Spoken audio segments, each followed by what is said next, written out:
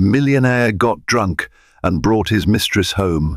Pregnant wife humiliated them with a single word. Ladies and gentlemen, gather around and prepare yourselves for a story that will take you through the entire spectrum of human emotions. In this tumultuous tale of love, betrayal, and redemption, a charming millionaire husband comes home in the dead of night, drunk, and with a young mistress on his arm, only to discover that his devoted wife is waiting. Little does he know, in mere moments, his world will be turned upside down by a single word uttered from her lips. Friends become enemies, secrets unravel, and destinies hang in the balance. Stay tuned, this is a drama you will never forget. Matthew Alcott was not born into wealth. On a brisk December morning in 1981, he entered the world in the small town of Glenhaven, somewhere in the American Midwest. His parents, Robert and Emily Alcott, ran a modest diner on the outskirts of town, serving up hearty breakfasts and friendly conversation to a loyal clientele. It was from these humble beginnings that Matthew learned both the value of hard work and the power of ambition. From a young age, Matthew had an uncanny ability to see opportunities where others saw obstacles. In middle school, he started a small business mowing lawns and raking leaves. By high school, he was repairing neighbors' computers for extra cash.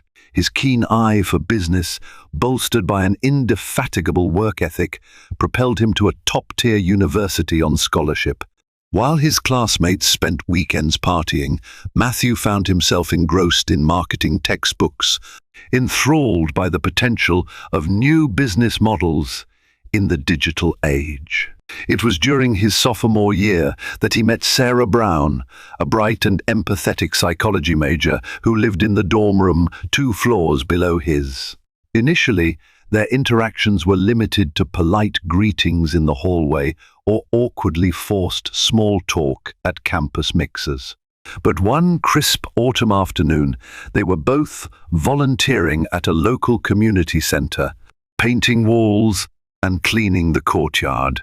The synergy of working side by side, combined with the shared satisfaction of helping others, sparked a deep admiration between them. Sarah was the exact opposite of Matthew in many ways. While he possessed an almost ruthless ambition, she believed in the importance of human connection and compassion above all else. At times, Matthew would get carried away with lofty dreams, discussing potential ventures that could net him millions. Sarah would ground him by reminding him of the importance of empathy, integrity, and kindness. This balance, the push and pull of 2 distinct personalities, built the foundation of a strong, healthy relationship. Over the years, the two formed an unbreakable bond that culminated in marriage shortly after graduation. They moved from campus life into a small starter apartment in Oak Ridge City, where Matthew secured an entry-level position at a tech startup. Sarah, meanwhile, worked at a non-profit organization that supported underprivileged families and mental health awareness programs. Their life was humble, their apartment cramped, yet their love felt infinite.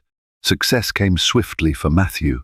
Before long, he wasn't just an employee at the tech company, he was climbing the ranks at a breakneck pace. His savvy in business negotiations, a knack for sniffing out profitable niches, earned him the respect of mentors, the admiration of peers, and eventually the attention of venture capitalists.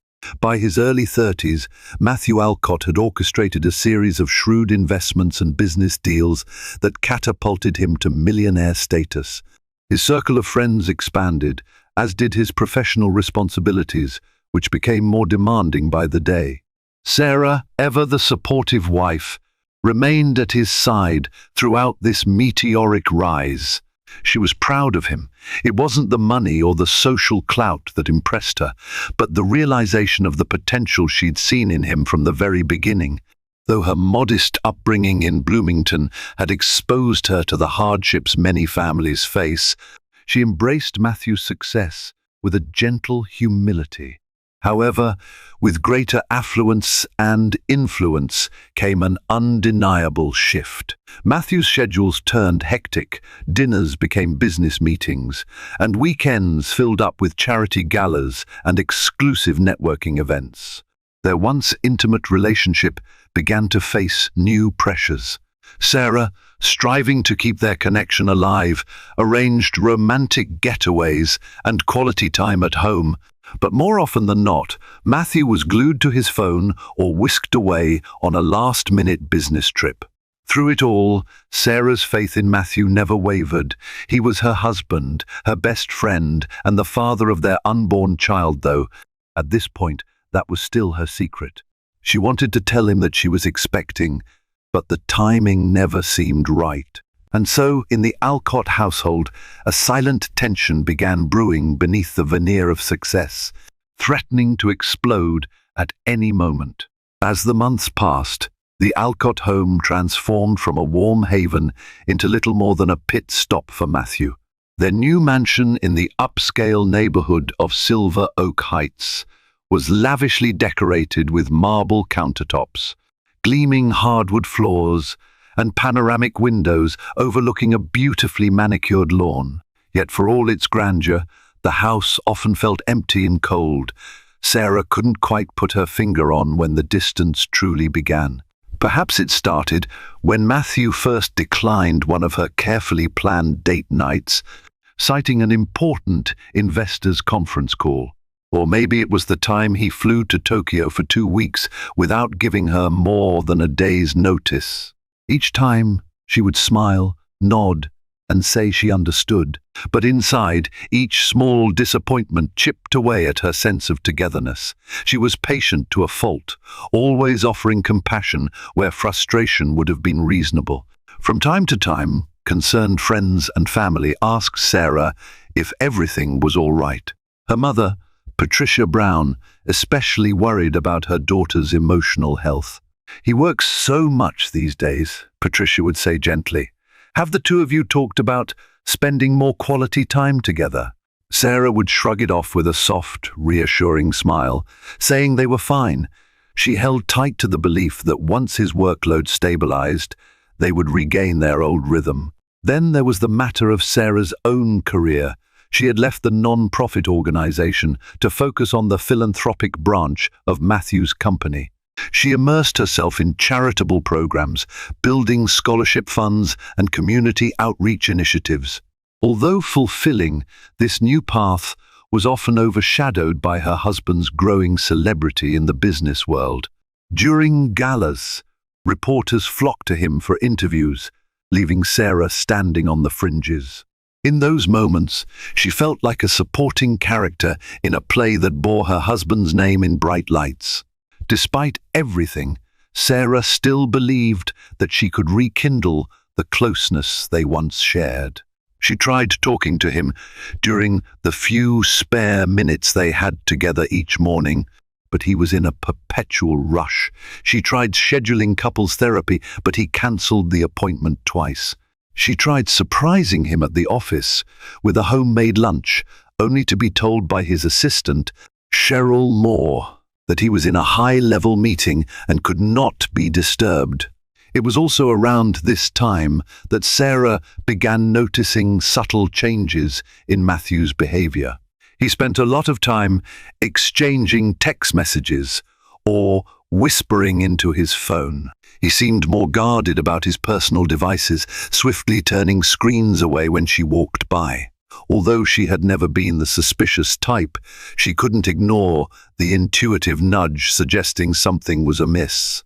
One evening, a hint of the truth emerged at a charity auction at the Brighton Hotel. Sarah was mingling with attendees, promoting the company's new educational initiative. As she approached a group that included Matthew, a sleek brunette, in a shimmering black gown, seemed particularly close to him, laughing at his jokes, touching his arm, whispering in his ear. Her name, Sarah later learned, was Cynthia Henderson, a rising star in the real estate world. Sarah tried to brush off the sinking feeling in her stomach. She told herself that Cynthia was just another socialite or business contact. Yet something about the woman's demeanor, her effortless confidence, and the way Matthew's eyes lit up when speaking to her made Sarah uneasy. Even so, she had always trusted Matthew implicitly. The idea of him crossing any boundary felt almost unthinkable.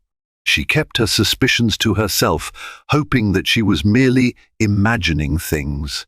Unknown to Sarah, she was not alone in her worry. David Robertson, Matthew's oldest friend from Glenhaven, had also noticed the subtle shift in Matthew's priorities. Over bourbon one evening, David gently asked Matthew if everything was all right at home. Matthew brushed the question off, claiming that Sarah was simply stressed by new responsibilities and that he needed space to focus on business expansions. David eyed him cautiously, unsure how to proceed, but said nothing more. Just a few days after this conversation, Sarah discovered a receipt for an expensive necklace in Matthew's jacket pocket. She hadn't received any jewelry from him in months. At first, she felt a flicker of hope that maybe it was a surprise gift for her. But the doubt crept in swiftly, dark and insidious, sowing the first real seeds of mistrust in her heart. Yet even with mounting evidence, Sarah refused to confront Matthew outright. She told herself she needed more clarity, more certainty before making accusations. Besides, she was pregnant, though she still hadn't found the right moment to break the news. She reasoned that adding another layer of stress might worsen an already precarious situation. Little did she know how drastically her life was about to change when that final grain of suspicion tipped the scale. Matthew was no villain, at least not at his core. But he had begun to feel an insidious longing for something outside of his marriage, something thrilling, dangerous, and new. Despite the love he once felt for Sarah, the routine of their daily life had started to chafe him. He was used to adrenaline-pumping deals, high-stakes negotiations, and the ego-boosting admiration of business associates. Coming home to quiet dinners and subdued conversations about community projects felt anticlimactic. When Cynthia Henderson entered his life, the temptation was immediate, though he didn't recognize it as such at first. She was introduced to him at a networking event by Oliver Carmichael, an investment partner who was expanding into real estate. Cynthia exuded a kind of magnetic confidence. She was fiercely intelligent and knew how to command attention in a room. They talked mostly about real estate prospects and philanthropic ventures, discovering a shared interest in modern architecture and new development projects. What began as professional camaraderie soon escalated into late-night dinners under the guise of discussing business. Cynthia would sip her wine, leaning in ever so slightly, her perfume lingering in the air. Matthew found himself listening more intently to her opinions than he had to anyone else's in a long time. She was everything Sarah wasn't in the moment: bold, exciting, and unencumbered by domestic life. At first, he convinced himself that their relationship was purely platonic. After all, networking with influential people was part of his job. But with each text message and each secretive phone call, his moral compass skewed further from true north. He found reasons to meet Cynthia in private settings, sometimes at her loft in the city, other times at exclusive lounges where they knew they wouldn't run into mutual acquaintances. The shift from emotional closeness to physical intimacy was quick. Fueled by Cynthia's allure and his own unchecked ego, Matthew crossed a line one evening at a business conference in San Francisco. A dinner meeting evolved into a lengthy conversation in Cynthia's suite, which culminated in a moment of lust that was impossible to take back. Yet, in the haze of the following morning, he felt less guilt than he expected. Instead, he felt an odd mixture of euphoria and power, certain he could maintain both his home life and this new excitement on the side. Cynthia was not naive. She knew Matthew was married, and she seemed to relish the intrigue. She often hinted at how privileged she felt to have one of the city's most influential men under her sway. Whenever Matthew hesitated or showed signs of returning to Sarah, Cynthia would dangle the thrill of their affair like forbidden fruit. She was careful to flatter him at every turn, praising his business acumen, his ambition, and even the way he dressed. The more time Matthew spent with Cynthia, the more distant he became from Sarah.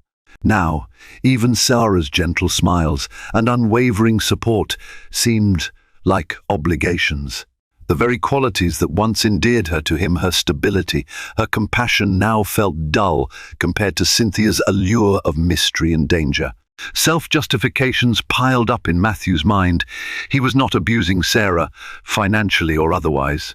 He was simply taking advantage of his new social and economic status. Men in power do this all the time, he told himself. It doesn't mean I don't love my wife. But in his quieter moments, the flicker of guilt turned into a firestorm of anxiety. He would recall Sarah's shining eyes on their wedding day, the unwavering trust she placed in him. Sometimes he'd see the old photo on the mantel, Sarah and him in their graduation gowns, beaming proudly. A pang of regret would course through him, but then the next message from Cynthia would arrive, inviting him to some exclusive property, unveiling, or a private dinner. And so the vicious cycle continued. In the midst of this, Sarah had no conclusive proof, but her suspicions were morphing into certainty. The carefully concealed receipts, the hushed phone calls, the intangible space in their bed at night, it all pointed to one conclusion. Yet she refrained from confrontation, more out of heartbreak than fear. She still carried within her a secret that could change everything. She was pregnant, and every moment she waited felt like an eternity. Little did Matthew know that his carefully balanced world would soon collapse. Success, secrecy, and seduction were an explosive combination, needing just the right spark to go up in flames. And that spark would come far sooner than he expected, igniting a night that would alter the course of all their lives forever. Cynthia Henderson was a name whispered in elite circles as a rising star in real estate, but her background was far more complicated than she let on. She hailed from a struggling family in Maple Grove, where finances were tight and ambition was the only way out. Cynthia had set her sights high from an early age. She worked 3 jobs through college, earning a degree in economics and building her network with relentless determination. When she met Matthew Alcott, she recognized something in him that mirrored her own drive, a hunger for success that was never fully satisfied. That shared intensity drew them together like magnets, but Cynthia's motivations went beyond mere passion or admiration. She saw in Matthew a gateway to the upper echelons of wealth and influence, a realm she'd only peered into from the outside. Their affair was more than a fling to her. It was an opportunity to secure her place among the city's elite. In her private moments, Cynthia might have felt a twinge of guilt. She knew Matthew was married, but those pangs were overshadowed by her desire for a life of luxury. She enjoyed the lavish gifts, the hushed dinners at Michelin-starred restaurants, and the bragging rights of being involved with one of Oakbridge City's business giants. Even if she didn't openly admit it, she saw Sarah as an obstacle, a relic from Matthew's simpler past that needed to be pushed aside. Away from Matthew, Cynthia confided in her closest friend, Lauren Bell, who knew every detail of the scandalous affair. Over cocktails in plush lounges, she'd describe how Matthew was putty in her hands, how he was so enraptured by her that he'd neglect to return home until late. Lauren cautioned her about overstepping boundaries. You don't want to destroy his marriage. That could backfire on you. Cynthia shrugged off the warning, feeling untouchable. She believed that once Matthew was fully in her grasp, he would prioritize her over everything else, including Sarah. Unbeknownst to either Matthew or Cynthia, the intricacies of their relationship were starting to come under scrutiny. Rumors circulated in the city's tight-knit business community. whispers reached the ears of David Robertson, who was already uneasy about Matthew's behavior. David quietly confronted Cynthia at a real estate networking event, politely warning her not to manipulate his friend. Cynthia's response was icy. "He's a grown man, David.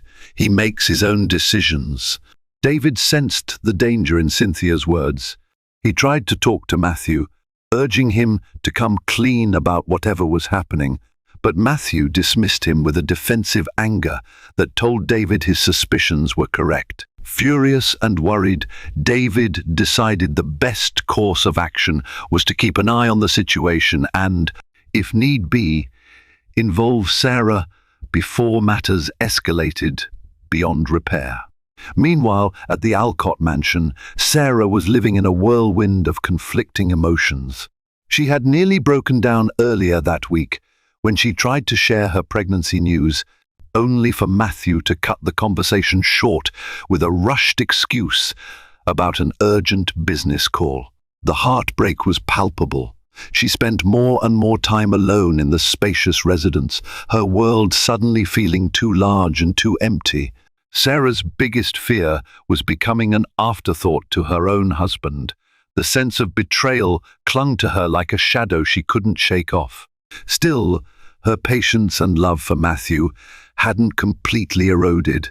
She reminded herself of the man he used to be, the boy from Glenhaven, who worked tirelessly at his parents' diner, the university student who once chased her around the library just to share a silly joke. She held on to these memories, hoping they weren't relics of a time forever lost. Every so often, Sarah sought solace by visiting Patricia Brown, her mother, who lived a short drive away in a cozy suburban house in Willow Creek. Over tea in the warm, sunlit living room, Sarah would carefully skirt around the full truth, but confide enough for her mother to sense that all was not well. Patricia would hold Sarah's hands and say, "You must have faith in yourself. You're stronger than you think." The comfort of her mother's words was a soothing balm, but it did little to quell the storm of anxiety raging within her. That storm raged even louder in Cynthia's mind, though fueled by a different ambition. She fantasized about replacing Sarah, taking her place not just by Matthew's side, but in the Alcott mansion too. She envisaged herself hosting opulent gatherings, flaunting her new role as the hostess of one of the most prominent homes in the city. But for all her plotting, Cynthia had yet to experience the full measure of Sarah's resolve. Sarah might have appeared gentle, even meek, but beneath her calm exterior lay a strength forged by loyalty, love, and a deep sense of self-worth. It was only a matter of time before the two women's paths converged in a confrontation that could not be avoided. And when that happened, even Cynthia's carefully orchestrated plans could be undone with a single word. Sarah's secret pregnancy began to weigh heavily on her conscience. She was already several weeks along, far enough that she had started feeling subtle changes in her body. Every morning brought a fresh wave of nausea, which she blamed on stress whenever Matthew was around. Her doctor, Dr. Melissa Carter, urged her to take it easy and maintain a healthy environment for the baby, cautioning that excessive emotional turmoil could be harmful. But how could Sarah relax when her life felt like it was teetering on the edge of a cliff? Each of Matthew's late-night arrivals roused her from restless sleep, only for him to offer half-baked excuses. He claimed an endless stream of urgent business negotiations or emergency client dinners. She wanted to believe him truly. She did, but her heart told her otherwise. One fateful afternoon, Sarah's phone buzzed. She glanced at the caller ID, David Robertson. Curiosity piqued. She picked up. David's tone was cautious yet firm. He confessed that something felt off about Matthew's recent conduct and that he suspected foul play. Though he avoided explicit details, his words confirmed her worst fears. He suggested that Sarah confront Matthew directly or consider hiring a private investigator. Sarah was too distraught to decide on the spot, but she appreciated David's concern. She realized he was one of the few people genuinely looking out for her well-being. After a sleepless night, Sarah decided that she could no longer ignore the signs. Although she wasn't ready to launch a direct confrontation, she resolved to unravel the truth.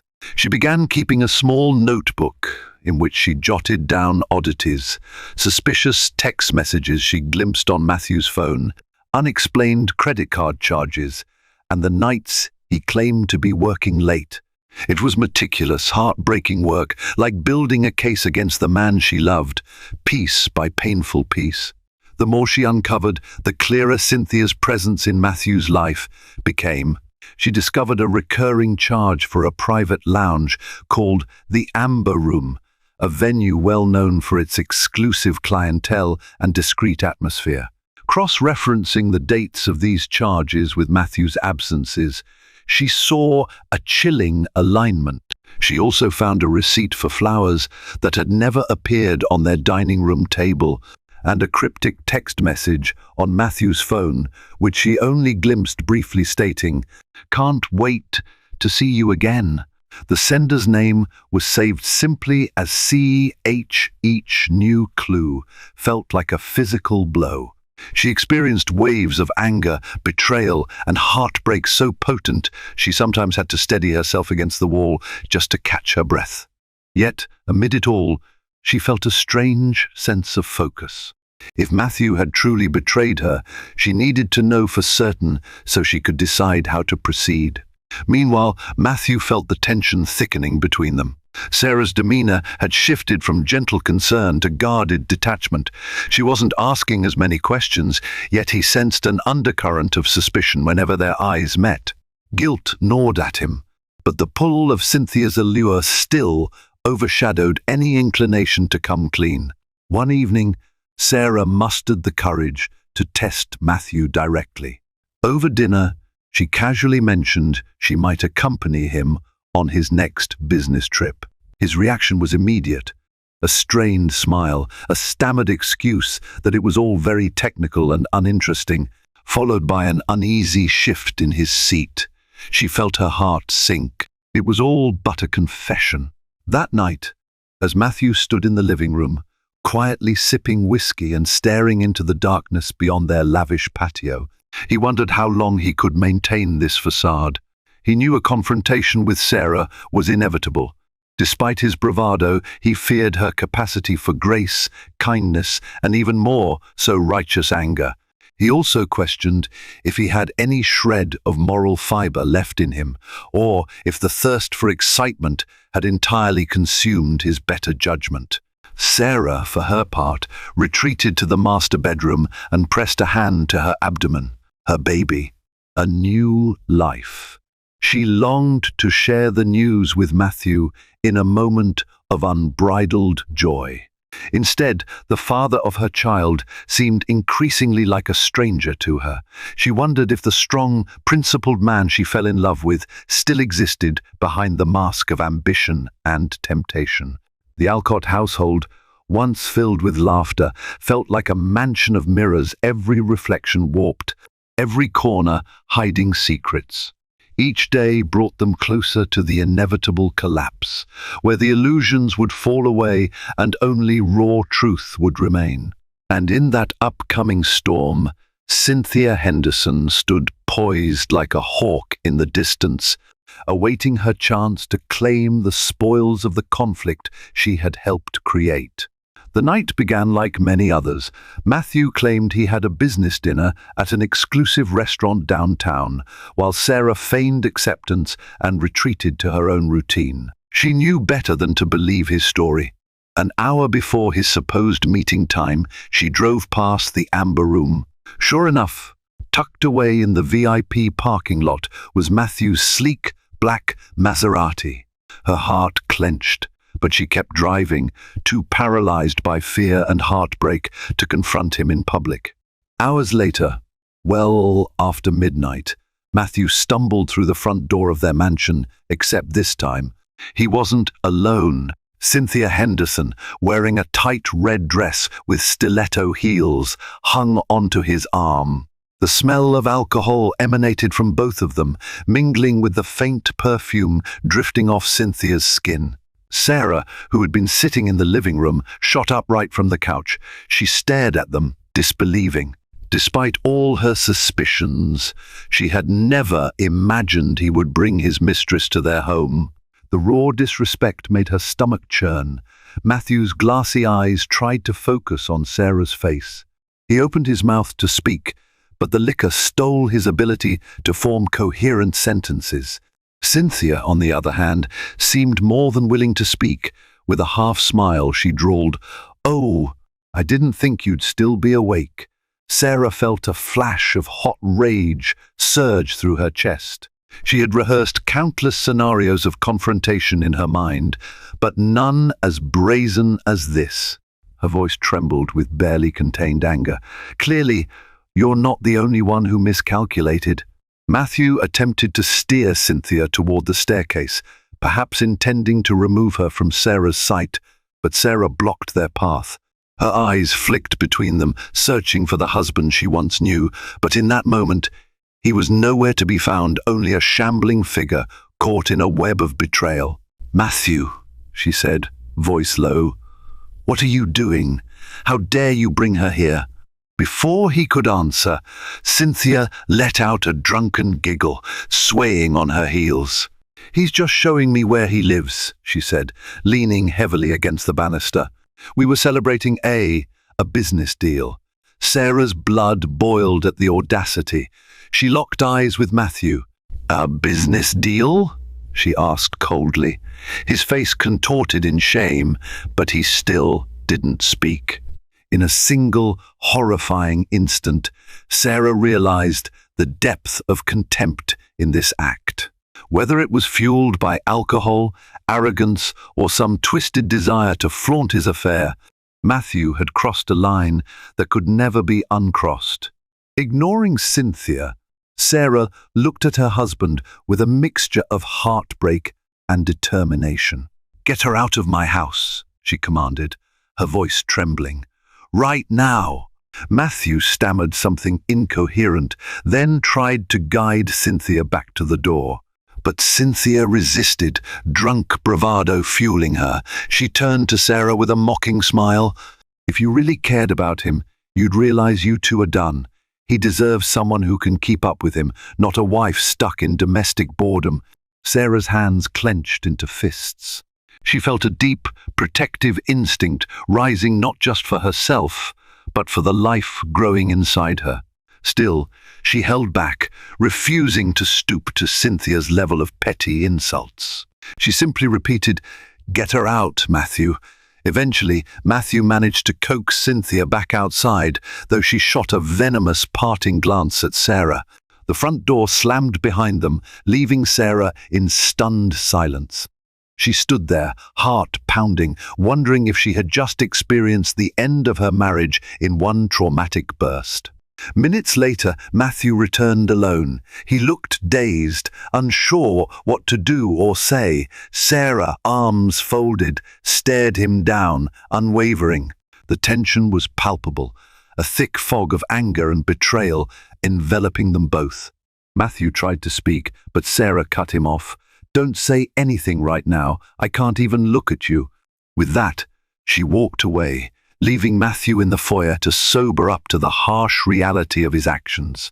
He listened to her footsteps, ascending the grand staircase until the bedroom door slammed. It occurred to him in that moment that he had just undone years of trust in a single, reckless night. As the house fell silent, Matthew slumped against the wall, head in his hands. He wondered if there was any path left to redemption, or if he'd just lost the one person who had always believed in him. Outside, the city lights flickered in the darkness, oblivious to the tragedy unfolding within the Alcott mansion. And inside, a wife's heart hardened by betrayal began to summon a strength she never knew she possessed.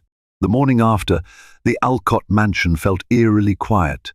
Sarah awoke to an empty space beside her in bed, though she had no desire to see if Matthew had slept in one of the guest rooms. Her head pounded with a mixture of rage and sorrow, but beneath it all lay a strange clarity. The moment had come for a final reckoning. She stood at the bathroom mirror, eyes swollen from crying, yet her spine was straight with resolve. She gently rested a hand on her abdomen, reminding herself that she wasn't alone. Her unborn child was depending on her. If she needed more motivation to confront Matthew, that realization provided it in abundance. Downstairs, she found him seated at the dining table, nursing a cup of black coffee. He looked disheveled, eyes bloodshot, as though he'd slept no more than an hour. As Sarah entered, he stood up abruptly, fumbling for words. "Sarah, She raised a hand to silence him. "I don't want to hear meaningless apologies. I want the truth." His eyes darted around, searching for a way to lessen the blow. Cynthia was just a mistake," he mumbled. "I was drunk." "And stop," Sarah interjected, her voice calm but commanding. "Don't insult my intelligence. I know this has been going on for a while. I'm not interested in half-truths." Matthew's shoulders sagged under the weight of his guilt. "I'm sorry," he finally managed. "I never meant for this to go so far." Sarah took a deep breath, pain etched into every feature of her face. "You brought her here," she said, voice quivering. "Into our home, Matthew. Do you realize how disrespectful that is? After everything we've shared, you humiliated me in my own house."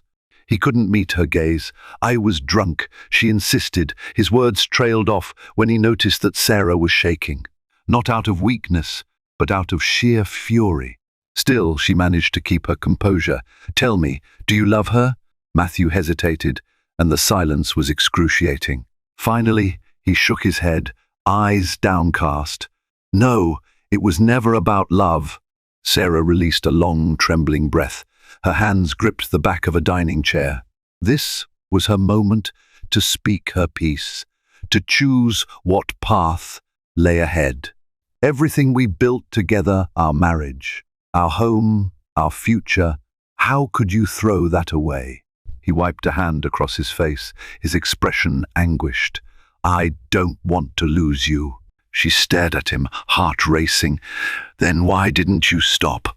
All those nights, you lied to me. You lied to yourself." "I can't explain it," he croaked. "I was stupid, selfish. I was chasing excitement, I guess.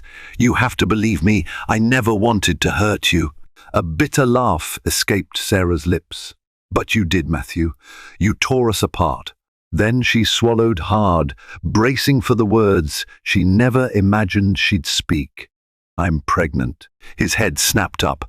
Shock and confusion registered in his eyes. You're pregnant?" he echoed, voice trembling. "Why didn't you tell me?" She shook her head, tears finally streaming down her cheeks. "When? You were never around. And even when you were so distant. I was afraid it would only add more tension. But now, after everything..." Her voice faltered, and for a moment she considered simply walking out, leaving him with his regrets. Matthew seemed paralyzed, as if the enormity of what he'd done was sinking in for the first time. "Sarah, I don't know what to say." For a moment, the room was thick with emotion. The future of their marriage, of their family, hovered on a precipice. Then, with startling resolve, Sarah spoke a single word that cut through the chaos like a knife. "Leave." She paused, letting the word echo in the stillness. "You can come back when you've decided who you want to be, and if there's any room left in my heart to forgive you. But for now, go. I don't want to look at you." Matthew stood there, stunned, as if he couldn't process the command.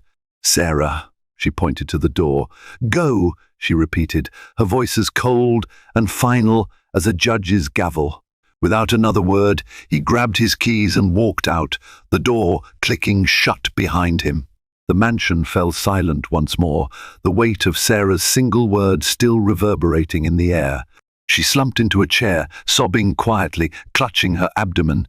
She had never felt so vulnerable, nor so powerful. For years she had fought to hold her marriage together, enduring heartbreak after heartbreak in the hope that Matthew would return to the man she once knew. But now, she realized, real love demanded respect, and sometimes the strongest act of love was standing up for oneself, even if it meant letting go. News of the Alcott marriage crisis spread quickly through the city's high society circles. By the end of the week, rumors swirled at country clubs, cocktail lounges, and boardrooms. Some whispered that Matthew had been locked out of the mansion indefinitely. Others claimed Sarah had served him divorce papers. Still others speculated that Cynthia Henderson was practically living in his penthouse suite at the Aurora Hotel. In truth, none of these rumors were entirely accurate yet.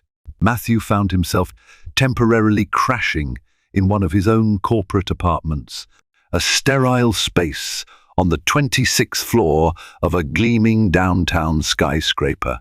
Although it offered a panoramic view of the city, the silence within was stifling. He spent his nights nursing regrets and rehashing his mistakes, replaying the image of Sarah's tear-streaked face, commanding him to leave. Cynthia Henderson attempted to reach out multiple times, calling and texting him incessantly, but Matthew's responses grew terse and infrequent. The allure that had once drawn him to her had faded, replaced by an overwhelming sense of shame. He ignored her invitations to exclusive events and let her calls go to voicemail. Eventually, her frustration boiled over. One afternoon, she showed up unannounced at his corporate apartment, pounding on the door until he let her in. "What's going on, Matthew?" Cynthia demanded, pacing the living room like a caged tigress. "Are you just going to shut me out now that your wife caught on?" His shoulders slumped. "Things have changed, Cynthia." "I need time to think," she scoffed. "Think about what? You already made your choice when you left her house." He raked a hand through his hair. "No, she told me to leave. There's a difference." With a derisive laugh, Cynthia sank onto the sofa. "So what, you're going to beg her forgiveness now? She's already kicked you out, you might as well move on." Matthew looked away, wrestling with conflicting emotions. He recalled Sarah's trembling voice as she revealed her pregnancy, the shock and regret he felt at that moment. "You don't understand," he said softly. "I love her. I always did. And she's carrying my child." Cynthia's eyes narrowed, and a flicker of genuine hurt crossed her face. She had known on some level that Matthew was never truly hers, but hearing him confess it aloud stung. She stood abruptly, grabbing her purse. "Fine," she snapped. "If you decide you actually want me, you know where to find me, but I won't wait forever." Once the door slammed behind her, Matthew felt both relief and sorrow. He had lost almost everything in a few short weeks: his wife's trust, his unborn child's secure future, and even the misguided thrill he'd pursued. Alone in the sterile apartment, he wondered if redemption was possible or if he was destined to live with his regrets. Meanwhile, Sarah navigated her own emotional turmoil. She had confided the full extent of her situation to Patricia Brown, who immediately offered unconditional support. "Come stay with me if you need," Patricia pleaded. But Sarah decided to remain in the mansion, determined to claim the space for herself and the baby she carried. She spent her days re-centering her life, picking out potential nursery designs, scheduling appointments with Dr. Carter, and even resuming some philanthropic work through her contacts. Her nights, however, were haunted by memories of Matthew. She would wander through the quiet halls, recalling times they'd danced in the living room or cooked dinner together in the sparkling kitchen.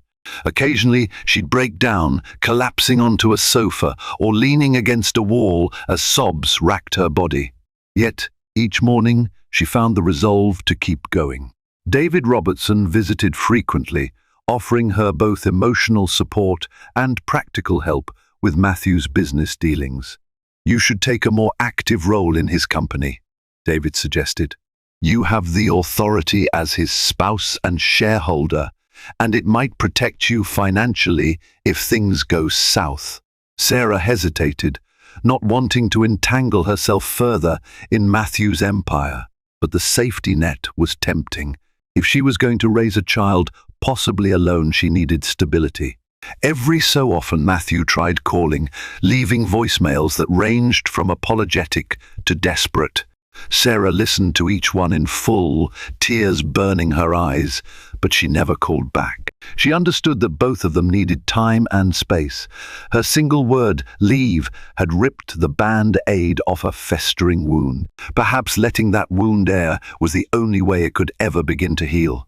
The city around them continued to buzz with gossip, oblivious to the depths of personal anguish each was experiencing. Cynthia, for her part, tried to maintain her professional momentum, although she couldn't escape questions about her involvement with Matthew.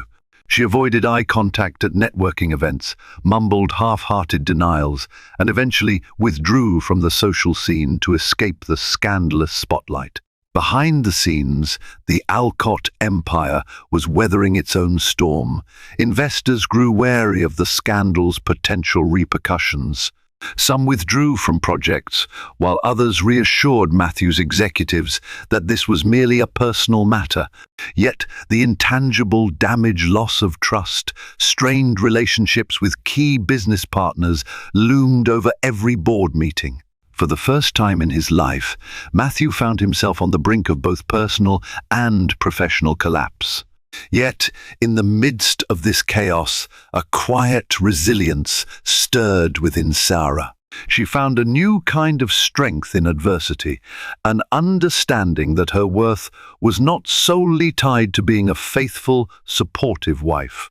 Yes, she was that, but she was also a woman who deserved respect.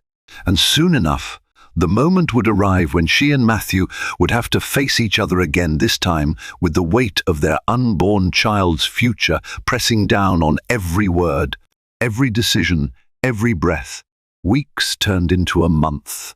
The scandal surrounding Matthew's marital collapse slowly receded from tabloid headlines, replaced by news stories and fresher gossip. But for those directly involved, the repercussions were far from over. Matthew poured his energy into stabilizing his company, working late into the night from his corporate apartment. He closed 2 major deals that had been in the pipeline, partly to demonstrate to investors that his personal issues wouldn't derail the business. Yet, whenever he had a moment of quiet, his thoughts inevitably drifted to Sarah and the child he had yet to truly acknowledge. He wrestled with guilt and a desire for redemption. Over many sleepless nights, he realized that Sarah wasn't merely an extension of his life, she was the core of it, the moral compass he had abandoned. The lust for excitement that once enthralled him now felt hollow, overshadowed by the loneliness of a cold apartment and the absence of her warm presence. One rainy afternoon, David Robertson stopped by. He wasted no time with pleasantries. "Matthew, you have to clean up your act and talk to her. She's doing better without you, if I'm being honest, but you owe her at least an honest conversation." Matthew clasped his hands together, studying the pattern of raindrops on the window. "I know," he sighed. "I just don't know what to say. Start with the truth. Apologize. And if you really want to be a father to that child, you need to prove it to Sarah." Matthew nodded, tears threatening to surface. "I hate what I did to her," he whispered. "I hate myself for it." That same day, unbeknownst to Matthew, Cynthia quietly announced her departure from the real estate firm she'd been employed at. Rumor had it she was taking a sabbatical to focus on personal projects. In truth, she was fleeing from the fallout of her public indiscretions, which had cost her the trust of key clients. She never contacted Matthew again, though a single text buzzed on his phone late one night. "We had fun, but everything ends. Good luck." He deleted it without replying. Meanwhile, Sarah found solace in her growing baby bump, which was now visible enough that she couldn't hide it even if she wanted to. With Patricia's support, she had transformed one of the mansion's spare rooms into a nursery-light, yellow walls, soft pastel accents, and a rocking chair by the window. Though she dreaded the possibility of raising the child on her own, she also felt an undercurrent of excitement about the future.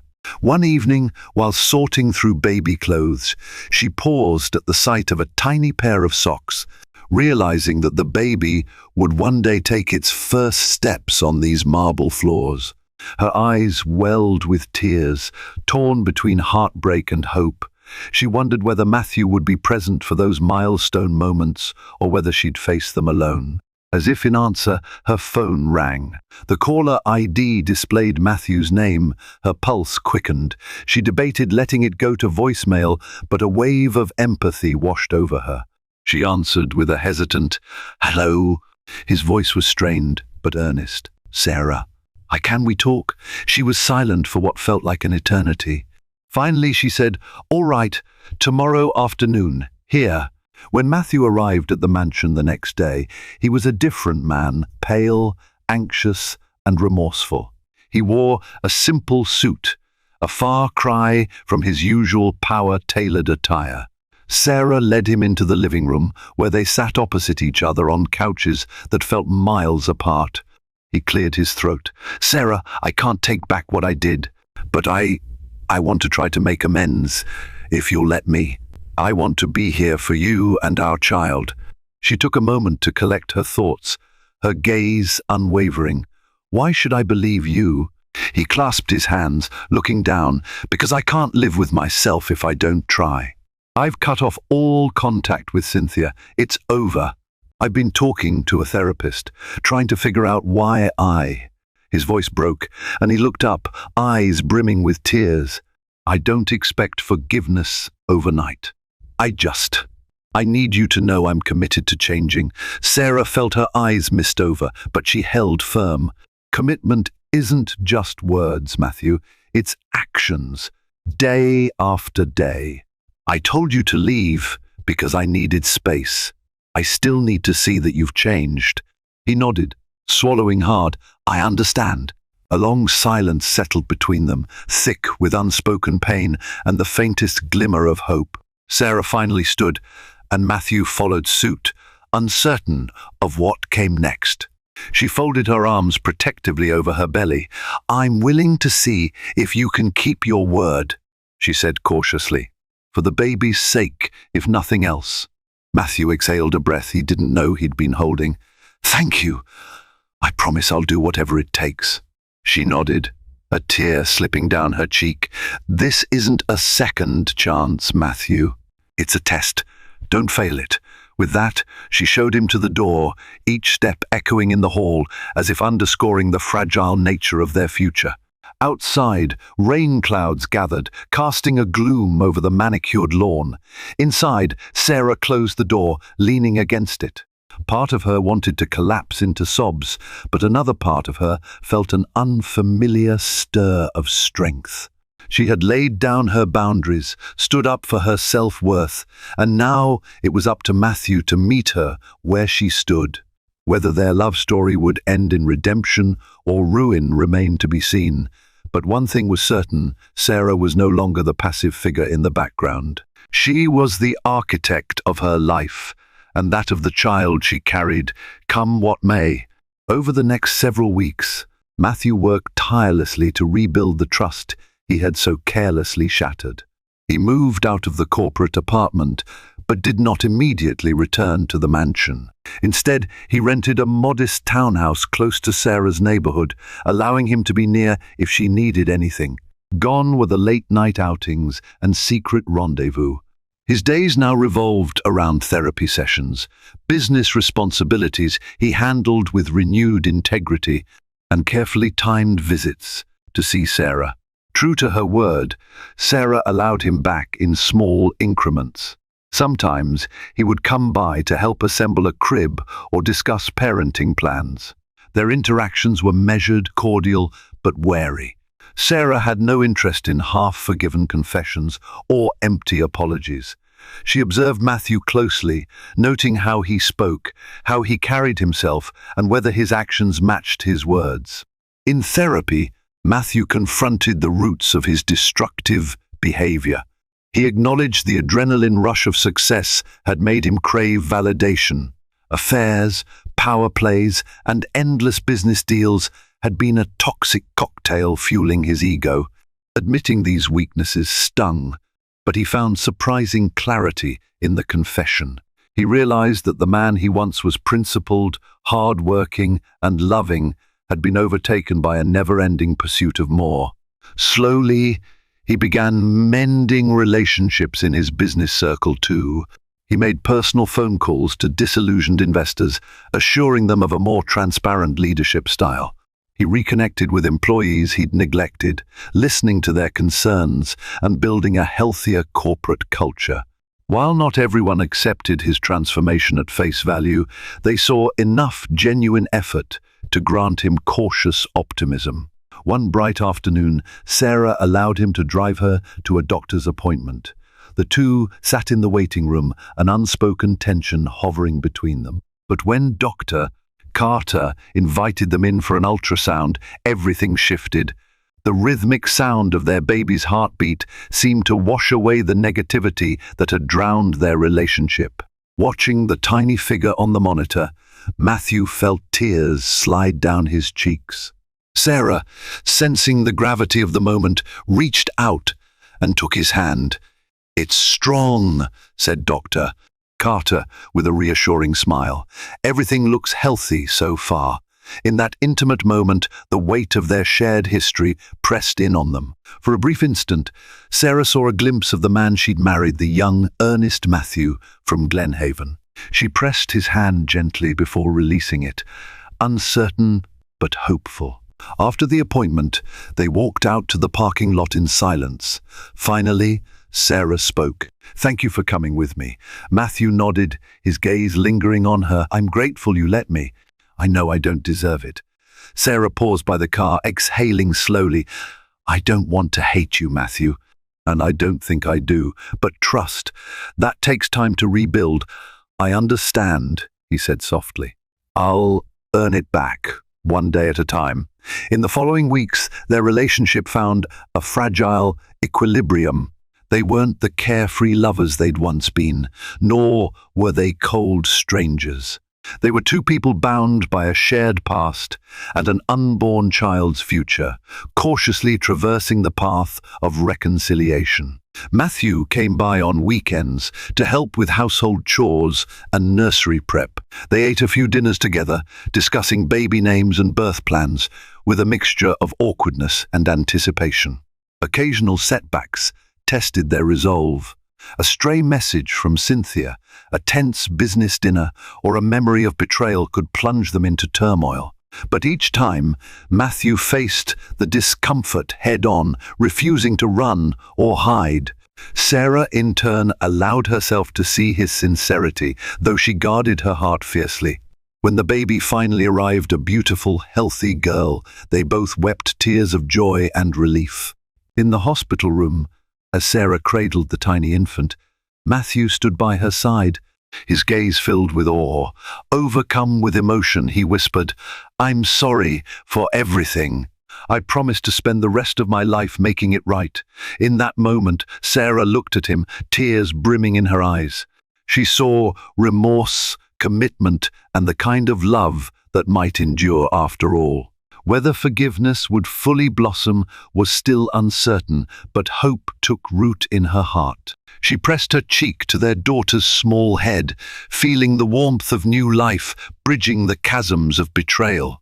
Days later, they brought the baby home to the Alcott mansion. It was a home that had once stood as a monument to success, but was now infused with a deeper meaning, a place of growth, redemption, and fragile unity. As they stepped through the door, Sarah remembered the night Matthew had brought Cynthia there, the shameful moment that had nearly destroyed them, and she recalled the single word she had wielded to protect her dignity: leave. Now, as she watched Matthew carry their daughter inside with tender care, she realized that sometimes letting someone go is the only way to truly bring them back. The future remained uncertain, but for the first time in months, she felt a genuine surge of optimism.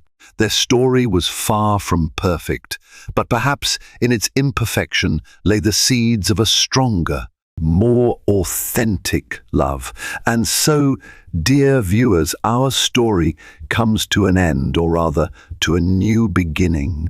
The Alcott Mansion, once a battleground of betrayal, has become a place where a wounded husband fights to redeem himself and a wife discovers the unbreakable power of her own self-worth.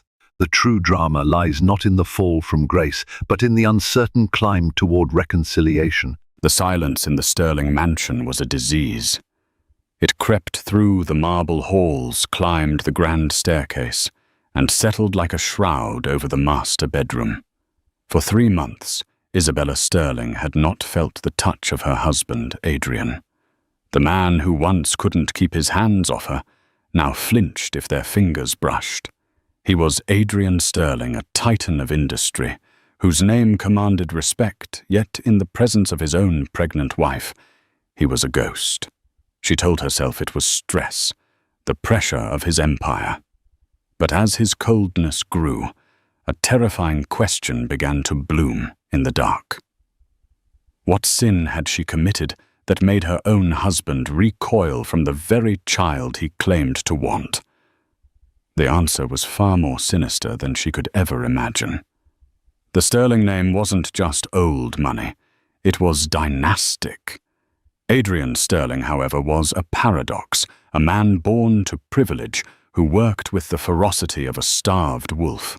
He'd taken his family's respectable real estate firm and forged it into Sterling Global, a behemoth that devoured skylines and reshaped cities. He was brilliant, ruthless, and until recently, utterly besotted with his wife, Isabella. Isabella Rossi had been a rising star in the art world, a curator with an uncanny eye for talent. She met Adrian at a gallery opening, and their connection was immediate and electric. He was drawn to her passion and authenticity, a stark contrast to the transactional relationships he was used to. She was captivated by the vulnerability hidden beneath his corporate armor. Their wedding was the stuff of legends, a fairy tale union of power and art. For 2 years, their life was an idyllic whirlwind. Then came the pregnancy. The positive test should have been the pinnacle of their joy. Adrian had been ecstatic, lifting her into his arms, his laughter echoing in their cavernous living room. He'd promised her the world, a safe and beautiful life for their child. The change began subtly, a week after the first trimester began. It started with a small, almost imperceptible flinch when she reached for his hand in bed. He'd pulled away, muttering something about a late-night email. Isabella, basking in the glow of early motherhood, thought nothing of it. But a week later, he moved his pillows to the far edge of their king-sized bed. The space between them grew from inches to a chasm. He stopped kissing her good night, replacing the intimate gesture with a clipped, "Sleep well, Isabella." He never touched her belly. Not once. When the baby first kicked, she had cried out in joy, grabbing his hand to feel it. He had snatched it back as if her skin were his face a mask of something she couldn't decipher. Not anger, but something closer to fear. "Adrian, what is it?" she'd asked, her voice trembling. "Did you feel it?" "That was our baby."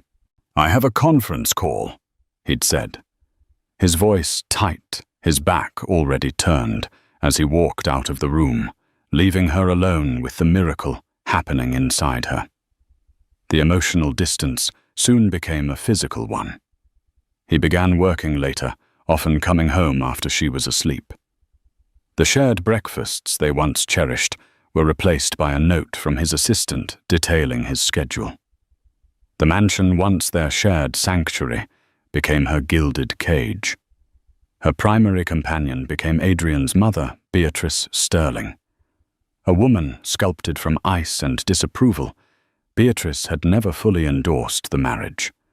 She saw Isabella's artistic spirit not as a virtue, but as a flighty, unsuitable trait for a Sterling bride. "Pregnancy can be so taxing on a man, dear," Beatrice said one afternoon, her voice dripping with false sympathy as she watched Isabella struggle to arrange flowers. Adrian is building an empire. He needs his focus. The messiness of it all can be distracting for a man of his caliber. It's not messy, Beatrice. It's a baby.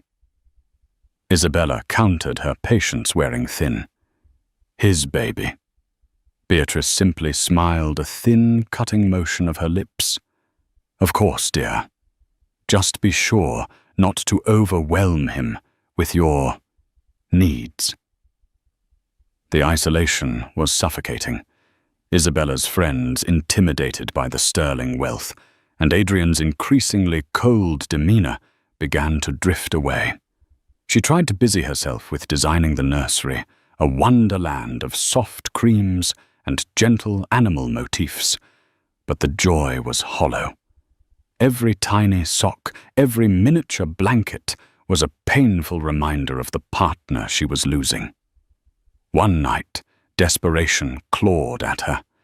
She put on the silk negligee he'd bought her on their honeymoon in Positano, a whisper of fabric that had once driven him mad. She waited for him in the living room, the city lights twinkling below their penthouse window. He walked in just after midnight, his shoulders slumped with exhaustion. He saw her, and for a fleeting moment, a flicker of the old Adrian appeared in his eyes, a spark of desire and love. But it was extinguished as quickly as it came, replaced by that same guarded, pained expression. Isabella. You should be in bed, he said, his voice flat. He walked past her, not even glancing at her attire, and headed straight for the bar to pour a scotch. Tears welled in her eyes. I wanted to see you. I miss you, Adrian. We never talk anymore. You won't even look at me. He gripped the crystal tumbler so tightly his knuckles turned white. I'm busy. The acquisition in Tokyo is taking all my time. This isn't about Tokyo, she cried, her voice breaking. This started when I became pregnant. Do you not want this baby anymore? Is that it? Did you change your mind? He turned to face her, his face a landscape of torment. Don't be ridiculous. Everything I do is for this family. Then why won't you touch me? She whispered, the question hanging in the air like a death sentence. Why do you look at me like I'm a stranger, or worse, like I'm diseased? His composure finally cracked. A raw anguish flashed across his face. You don't understand. He ground out, his voice hoarse. I am protecting you. I am protecting this family. Just do as I say. Rest, stay healthy, and don't ask me these questions again. He downed the scotch in one go and retreated to the guest bedroom, a room he now occupied more than their own. The heavy click of the door shutting was the sound of her heart breaking. It wasn't an affair. She was almost certain of that. It was something deeper, something colder, and it was inexplicably tied to the child growing within her.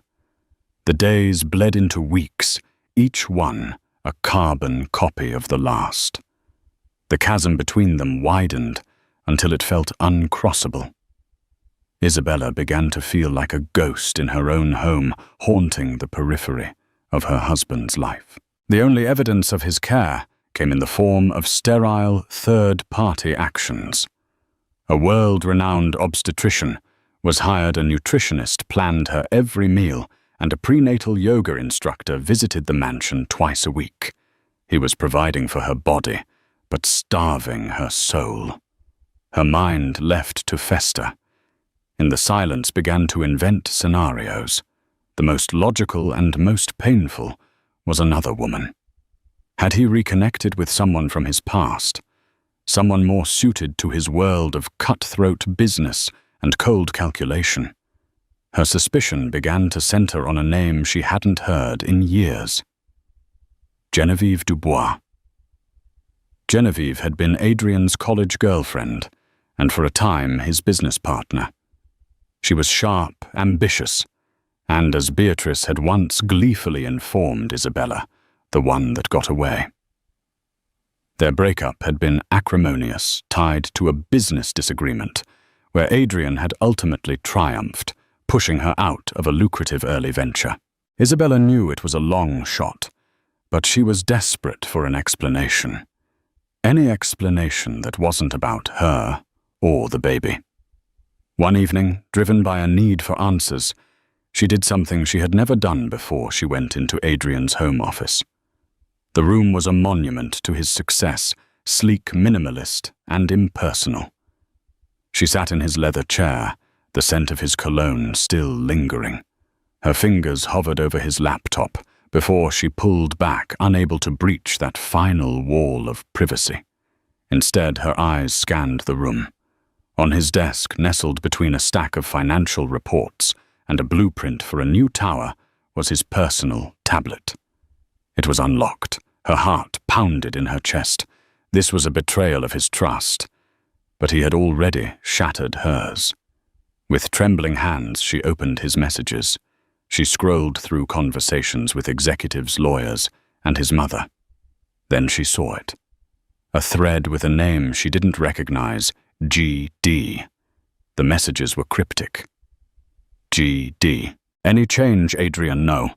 The protocol is difficult, but I'm maintaining it. G.D. You're doing the right thing, Adrian. It's the only way to ensure a positive outcome. Adrian. It's tearing me apart. She looks at me, and I see nothing but confusion in her eyes. G.D. Steel yourself. A few months of hardship for a lifetime of health. Remember what's at stake. Isabella's blood ran cold. Protocol. A positive outcome. It sounded clinical, detached. Who was G.D. and what hold did she have over him? She scrolled up her breath, catching in her throat as she found an earlier message. G.D. The preliminary report from the European lab is in. It's what we feared. We need to talk immediately. I've booked a flight. Attached was a file, but it was encrypted, impossible to open. The date of that message corresponded almost exactly to the day Adrian's behavior had changed. It was the proof she needed. He wasn't just having an affair. He was conspiring with this woman about the baby. The final piece of the puzzle clicked into place a few days later. Beatrice was visiting, overseeing the delivery of an antique crib she had insisted on buying. Adrian's phone, left on the kitchen island, buzzed incessantly. Isabella glanced at the screen. It was a call from a Genevieve. G.D. Genevieve Dubois. The name hit her like a physical blow. It was her. The ghost from his past was back, and she was pulling the strings of Isabella's present misery. That night, Isabella confronted him again. She found him in the guest room, staring out the window, his silhouette rigid with tension. I know about Genevieve, she said, her voice eerily calm. Adrian spun around, his face paling. What are you talking about, G.D.? The messages on your tablet, the phone calls. You're talking to her again. All this time you've been lying to me. The words tasted like ash. Is she why you can't touch me? Are you leaving me for her? Just be a man and tell me, Adrian. Don't make me live through this lie for one more day. She wanted him to deny it, to laugh and pull her into his arms. Instead, his expression hardened, his jaw setting like granite. You went through my private messages. You left me with no choice. You've abandoned me. What is this protocol you're discussing with her? What positive outcome? The questions tumbled out, laced with hurt and anger. Is she pregnant too? Is that it? Are you trying to decide which family to choose? Stop it, Isabella, he commanded, his voice low and dangerous. You You have no idea what you're talking about. This has nothing to do with an affair. Then what is it? She screamed, the sound echoing in the sterile room. What could possibly be worse than that? What have you and that woman cooked up that makes you look at your own pregnant wife with disgust? He took a step towards her, his hands clenched into fists at his sides. For a second, she thought he might finally break, might finally tell her the truth. But the walls went up again, higher and thicker than ever before. Genevieve is a consultant, he said, the lie clumsy on his tongue. She is a specialist in a private medical matter. That's all. It concerns the long-term health of this family, and that's all I can tell you. A private medical matter whose mine? A new chilling fear crept in. Am I sick, Adrian? Is something wrong with the baby? Is that why you won't touch me? Are we contagious? She was half joking, her voice hysterical. But the look on his face stopped her cold. He didn't deny it. He just stared at her with those tormented, pitying eyes. You need to trust me, he said, his voice barely a whisper. This is the hardest thing I have ever had to do, but I am doing it for you. Please, believe that. But she couldn't. Trust was a currency they no longer shared. The involvement of Genevieve Dubois had poisoned everything. Isabella was now convinced of a cruel conspiracy. Adrian and his ex-lover were planning to take her baby. Perhaps they would declare her an unfit mother, using her emotional distress they were causing as proof. It was a monstrous thought, but in the silence of the Sterling mansion, monstrous things seemed possible. She had to fight back, not just for herself, but for her unborn child.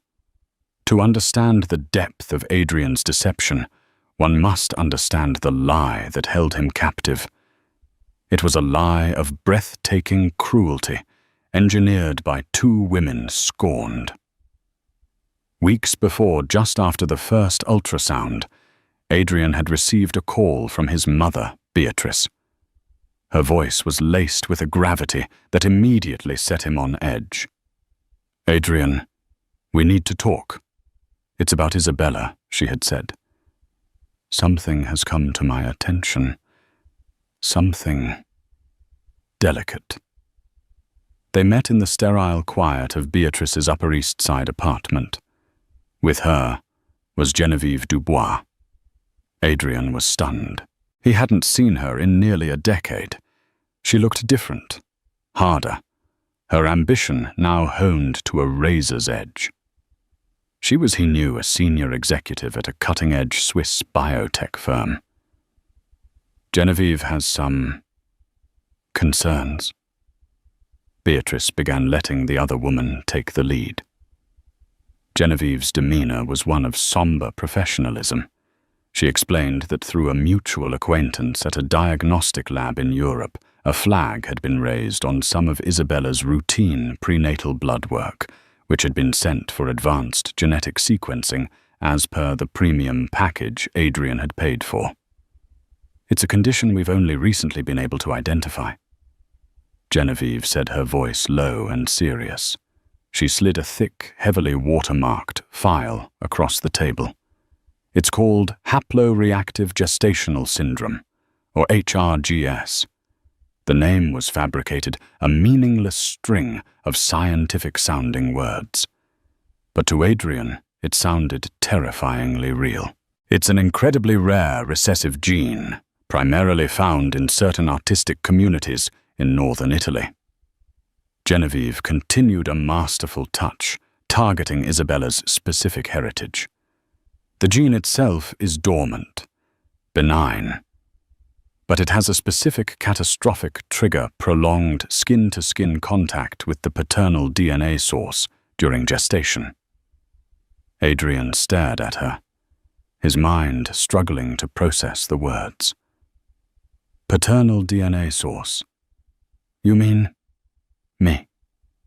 Yes, Genevieve said gravely. The hormonal changes during pregnancy activate the dormant gene in the mother. When exposed to your cells through touch, hugging, sleeping in the same bed, any sustained contact, a cytotoxic reaction begins.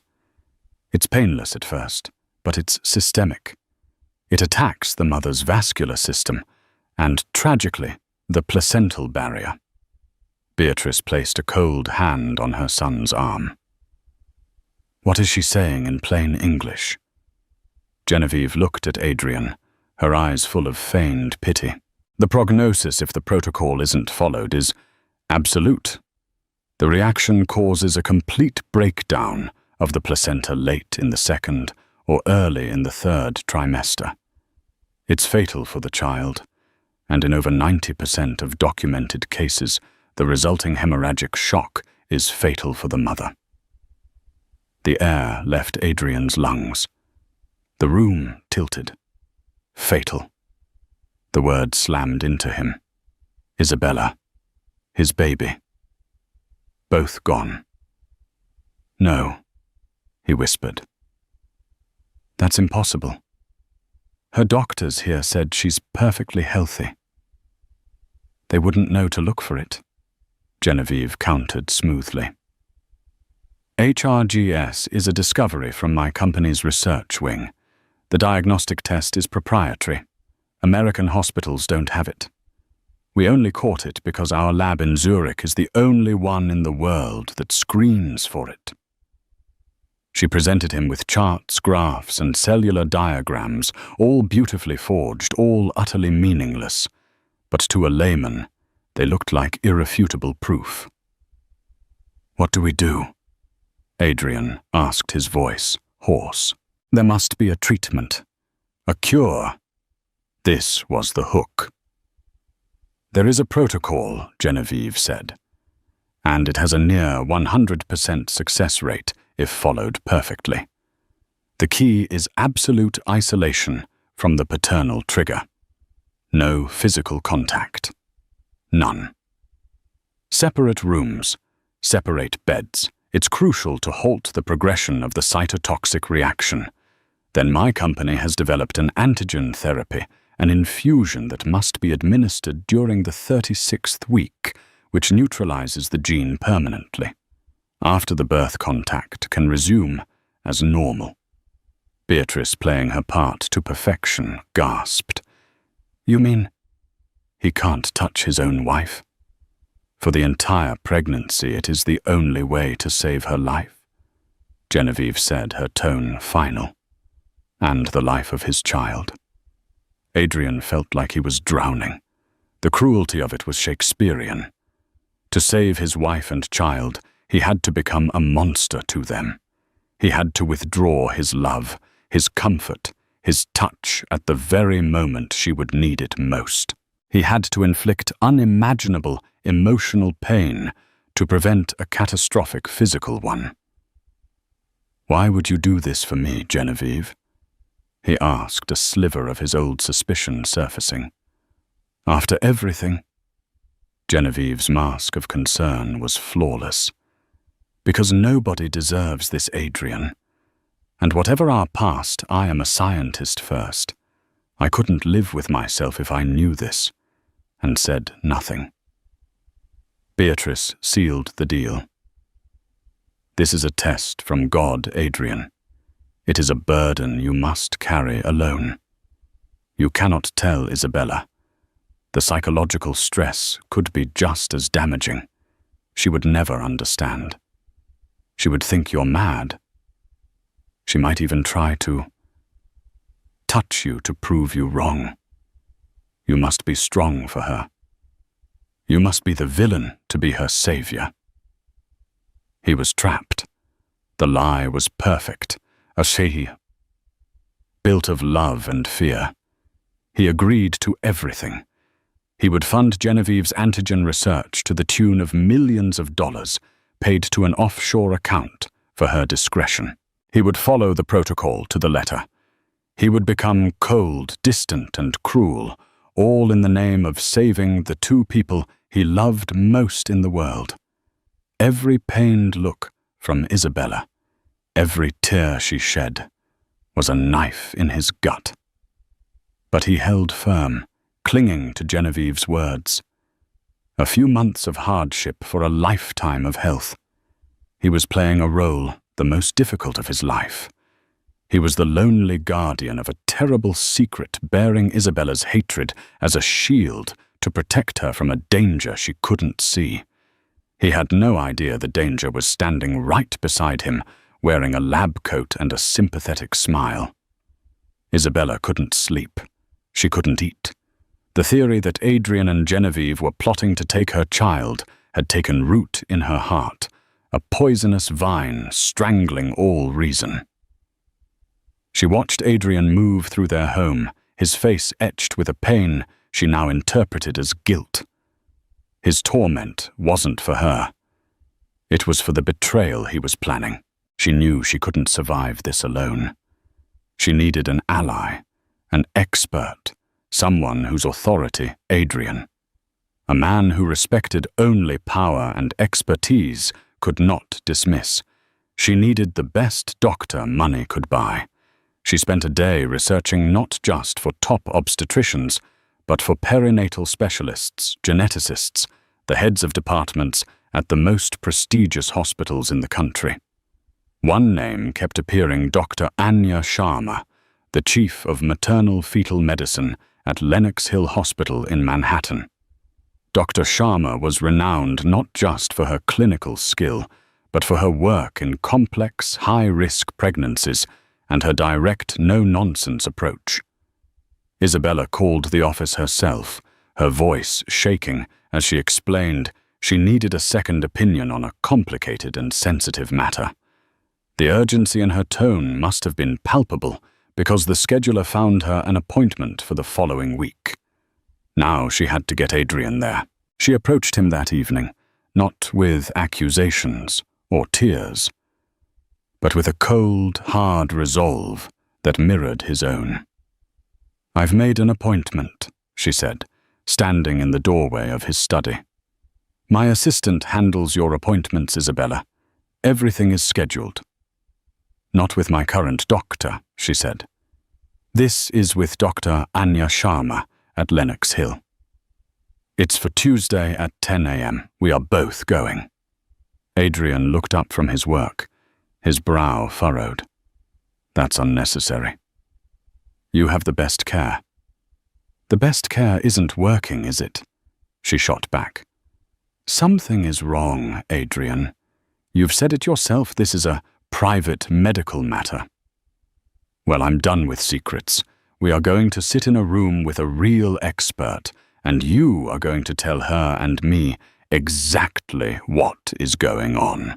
Either you come with me, or I will go alone and tell her that my husband believes I am diseased and refuses to touch me." I wonder what a doctor of her standing would make of that. It was an ultimatum, and they both knew it.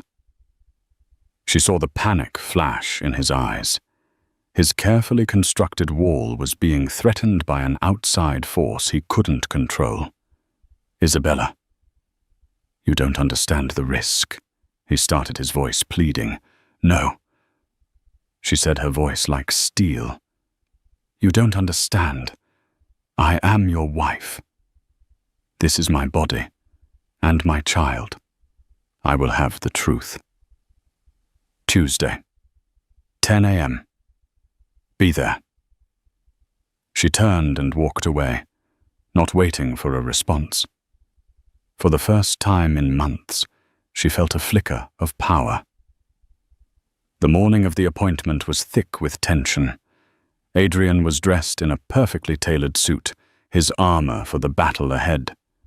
He was pale, his hands trembling slightly as he drove them into the city. He tried one last time in the car. "Please, let's not do this," he said. His voice strained. "It's not safe. The safest place for a pregnant woman is with a doctor. Adrian," she replied, looking out the window.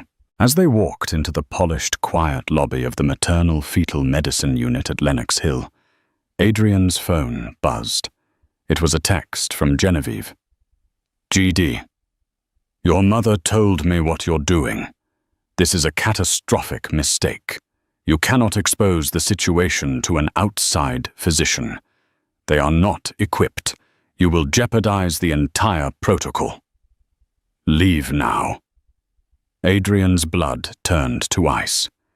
He looked at Isabella, already checking in at the front desk, her posture determined. He was trapped between two impossible choices: betray the woman who held the supposed cure, or betray the wife who was demanding the truth. He pocketed his phone, his heart hammering against his ribs, and followed his wife down the hall. Dr. Anya Sharma was a woman in her 50s, with intelligent, compassionate eyes and an air of unshakable competence.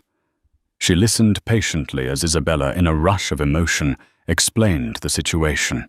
She didn't recount her theory about Genevieve taking her baby. It sounded too hysterical. Instead, she stuck to the facts. My husband, for the past 3 months, he has refused to touch me. He sleeps in a separate room. He says he is protecting me, that there's a medical reason for it, but he won't tell me what it is. I am perfectly healthy. My checkups are normal, but he is convinced that something is terribly wrong. I am scared, Doctor, and I am so alone.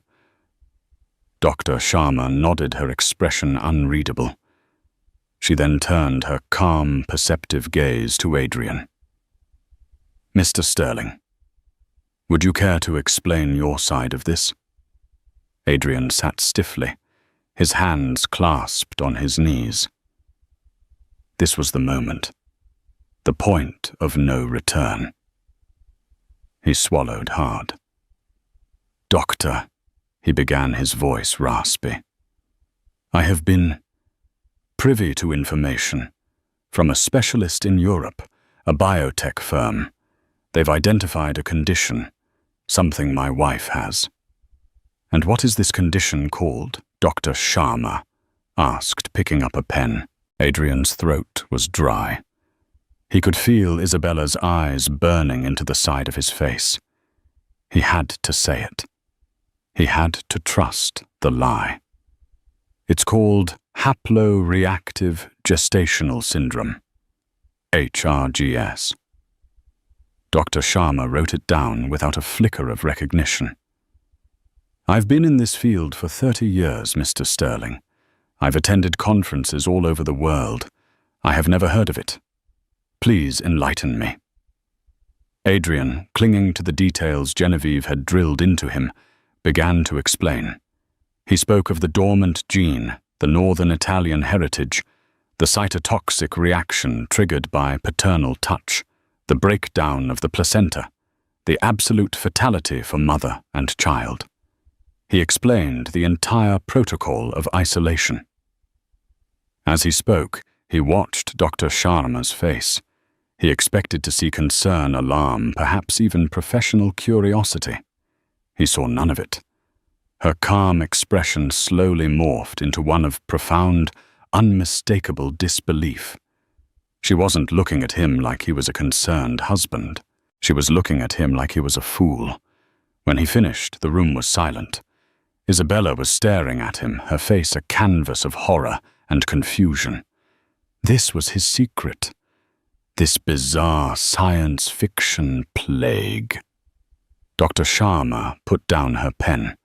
She took a deep breath, her eyes locking onto Adrian's, and then she delivered the words that would shatter his world. Mr. Sterling, she said, her voice soft but laced with an iron authority. I have to be very clear with you. What you have just described is not a recognized medical condition. It does not exist. Adrian stared at her. What? No, that's not possible. I have the data, the reports. Reports can be falsified, Dr. Sharma said gently. Let me be more specific. The biological mechanism you described is a scientific impossibility. A mother's body is designed to tolerate the paternal DNA within the fetus. That's the very basis of pregnancy. A cytotoxic reaction triggered by external skin contact with the father. It defies the fundamental principles of immunology and genetics. It sounds like something from a very poorly written movie. She turned to Isabella. Isabella, from all the records I've reviewed, and from what I see here, you are a perfectly healthy woman having a perfectly normal pregnancy. Then she turned back to Adrian, her gaze sharpening. Mr. Sterling, you have been fed a lie, a very elaborate and cruel one. There is no such thing as HRGS. There is no danger. Your touch cannot harm your wife or your baby. In fact, the stress and isolation you have inflicted upon her, based on this fiction, is likely the only medical risk present in this room today. Adrian felt the floor drop out from under him. The doctor's words echoed in the sterile air, dismantling his reality piece by piece. A scientific impossibility. Falsified. A lie. He looked at the files he'd brought the data from Genevieve that he had guarded like a holy text. It was all fake. The millions of dollars. The torment. The self-imposed exile. The cruelty to his wife. All of it based on nothing. He looked at Isabella. Her face was pale tears, streaming silently down her cheeks. But behind the tears was a dawning horror, the realization of the truth. He hadn't been protecting her. He had been torturing her. The blood drained from Adrian's face. A cold sweat broke out on his brow. He felt a wave of nausea so profound he had to grip the arms of his chair to keep from collapsing. The doctor's words replayed in his mind, a very elaborate and cruel lie. And in that moment, seeing the devastation on his wife's face, Adrian Sterling, the titan of industry, the man who could move markets with a word, felt the full crushing weight of his own monumental stupidity. He wasn't a savior. He was a pawn, and he had hurt the only person he had been trying to save. He opened his mouth to speak, but no sound came out. He was utterly devastatingly pale. The drive back from Lenox Hill was a journey through a wasteland. The silence in the car was no longer cold and empty. It was heavy, suffocating, filled with the wreckage of Adrian's colossal mistake. Isabella stared out her window, the city a blur of motion she didn't see. The truth was far more insane than any scenario she had imagined. He wasn't having an affair. He wasn't trying to steal their child. He had been convinced that loving her was a death sentence. Adrian drove on autopilot, Dr. Sharma's words echoing in his head. A lie. Falsified. A scientific impossibility. Each word was a nail in the coffin of his pride and self-assuredness. He had built an empire on his ability to read people, to see through deception, to anticipate every move. Yet he had been played masterfully by his own mother and his ex-lover. They hadn't used financial projections or market analysis. They had weaponized his love for his family against him. He risked a glance at Isabella. The tears had stopped, but her face was a mask of grief. He had done this. His refusal to trust her, to include her, to believe in their partnership over the word of a vengeful ex and a manipulative mother had caused this chasm between them. Bella. He began, his voice cracking. The old pet name felt alien on his tongue. I am so sorry. She didn't turn. Sorry for what, Adrian? She asked, her voice hollow. Sorry for believing I was a walking biohazard. Sorry for putting me through months of psychological torment, or just sorry you got caught. Sorry for all of it. He whispered, his own eyes burning with unshed tears. I thought I was protecting you. I swear to you I believed every word. I was so terrified of losing you. You were losing me anyway. She cut in, finally turning to face him, her eyes flashing with a fire he hadn't seen in months. Every single day you pushed me further away. You could have talked to me, Adrian. We could have faced this together. But you didn't trust me. You trusted her. Genevieve. A woman who hates me. A woman you pushed out of a company. You trusted her over your own wife. He had no defense. She was right. He had been arrogant, thinking he alone could carry this burden. When they arrived back at the penthouse, the atmosphere was charged. As if summoned by the climax of the drama she had set in motion, Beatrice Sterling was waiting for them in the living room, a triumphant gleam in her eye. Adrian, I was so worried. I trust you came to your senses and left that hospital, she said, her voice bright and brittle. Adrian walked past her, his face grim. The appointment was very illuminating, Mother. Beatrice's smile faltered as she saw Isabella's tear-stained face and the thunderous expression on her son's. What happened? The truth happened, Isabella said, finding her voice. The truth about your disgusting, pathological lie. Just then the private elevator chimed and the doors opened. Out stepped Genevieve Dubois, looking sleek and confident. She was holding a briefcase. Adrian, she began a hint of reprimand in her tone. You have no idea the damage you could have caused today. I came as soon as I could. We need to repair. She stopped as she took in the scene. The jig was up. It was written on all their faces. Adrian turned to face the two women, his architects of misery. The grief on his face was slowly being replaced by a cold, controlled fury, the fury he usually reserved for the boardroom. Haploreactive gestational syndrome. He said the words tasting like poison. Did you enjoy creating it? Did the two of you sit up at night laughing as you invented the most sadistic possible way to tear my family apart? Beatrice drew herself up. We did what was necessary. That woman was not right for you, for our family. Her bloodline is common. I wanted to protect our legacy. My legacy is in this room. Mother, Adrian roared, gesturing wildly towards Isabella.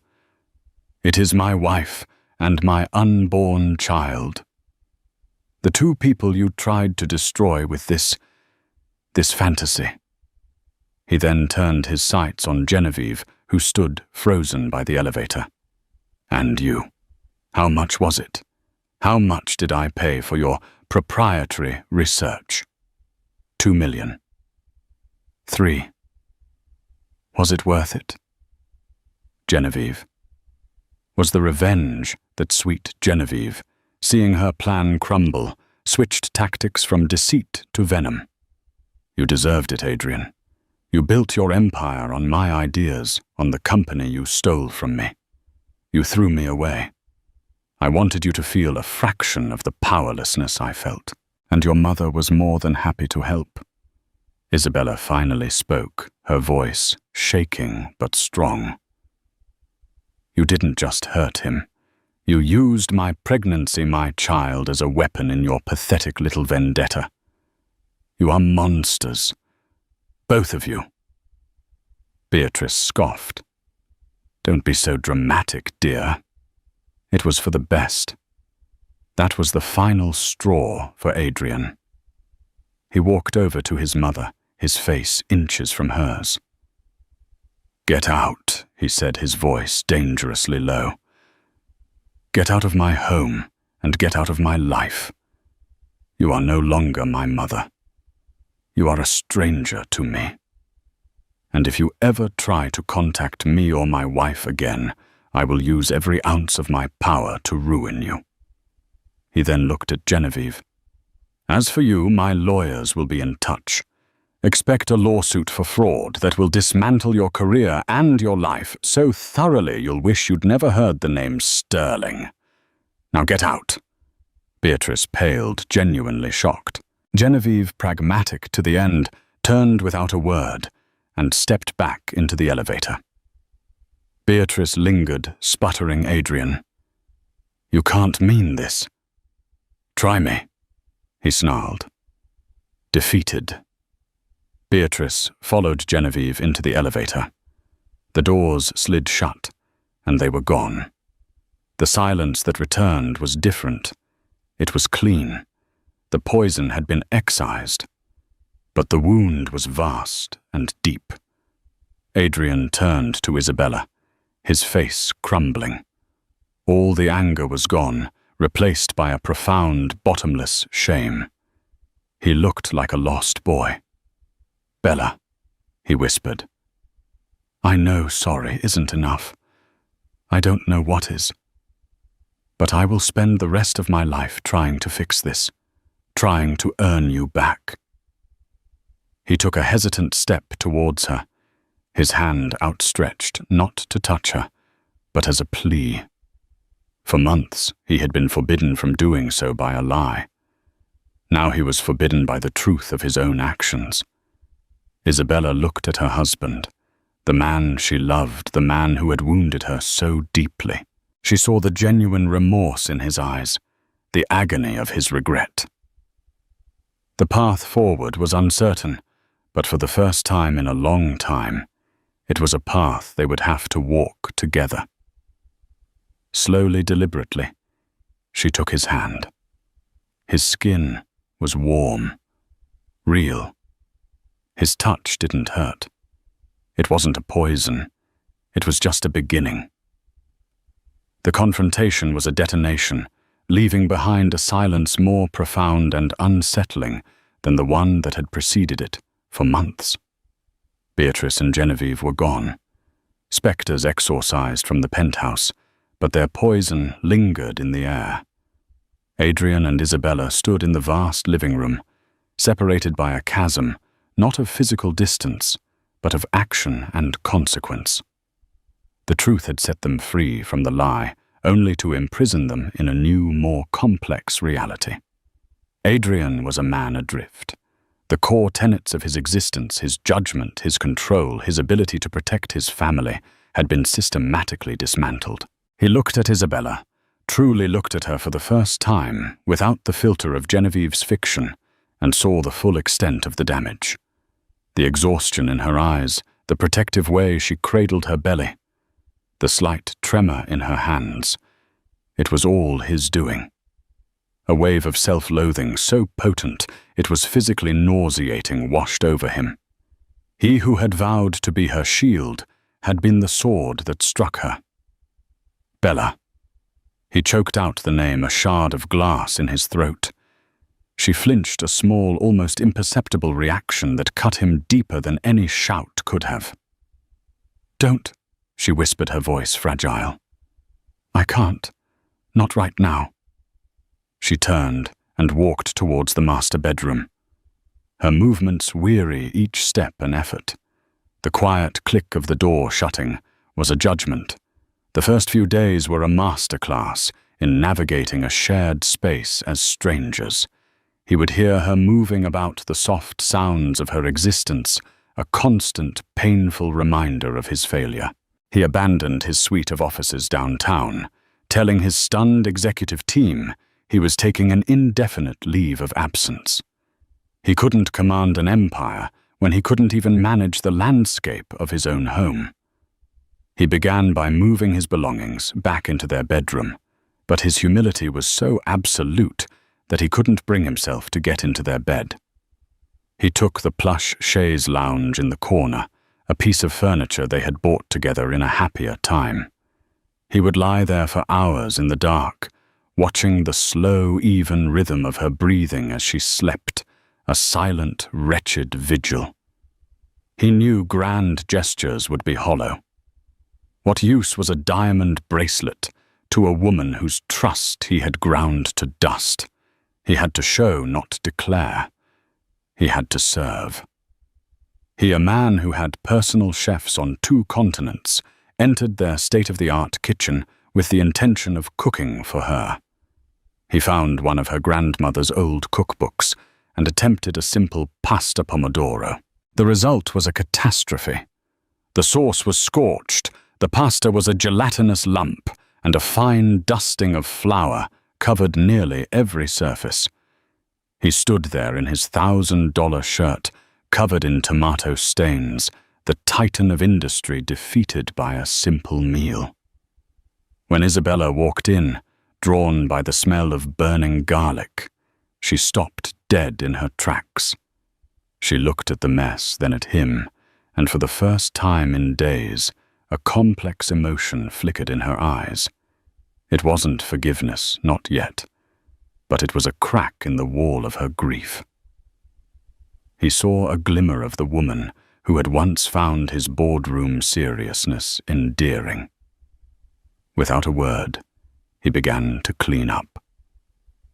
He scrubbed every pot, wiped every counter, and when the kitchen was pristine again, he quietly ordered from her favorite neighborhood trattoria. They ate in near silence, but he felt a subtle shift in the atmosphere. His failure had been more eloquent than any success could have been. It was an admission of his fallibility, a humanizing act that made him seem less like a monster and more like the fool he felt he was. The turning point came a week later. He had spent days not just thinking but researching, trying to understand what he had taken from her. It wasn't just her peace of mind, it was her identity. She was Isabella Rossi. The curator before, she was Isabella Sterling, the millionaire's wife. He had absorbed her into his world, and in doing so had inadvertently erased hers. He found her in the nursery, softly humming to their unborn child. He stood in the doorway, holding a simple leather portfolio. "Isabella," he said, his voice soft, not wanting to startle her. "Can I talk to you for a moment?" She nodded, her hand resting on her belly. He walked in and handed her the portfolio. "I know that what I did, words can't fix it. And money can't fix it, I know that. But I've been thinking about what you've lost. What we lost, and it started long before Genevieve's lies." Her fingers trembled as she opened it. Inside wasn't a stock certificate or a deed to some tropical island. It was a business proposal, a prospectus, and the keys to a physical location.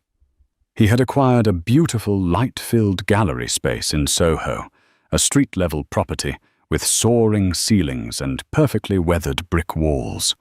It was the kind of space she used to dream about. He had also established an endowment for its operation for the first 5 years, insulating it from any financial pressure. "It's yours," he said quietly. "Not as a gift from me to you, but as a way to give you back to yourself. There are no strings. You can run it, sell it, or let it sit empty. It's your space, your world. I just wanted to reopen the door." Tears welled in her eyes. This was an apology, written in a language she understood.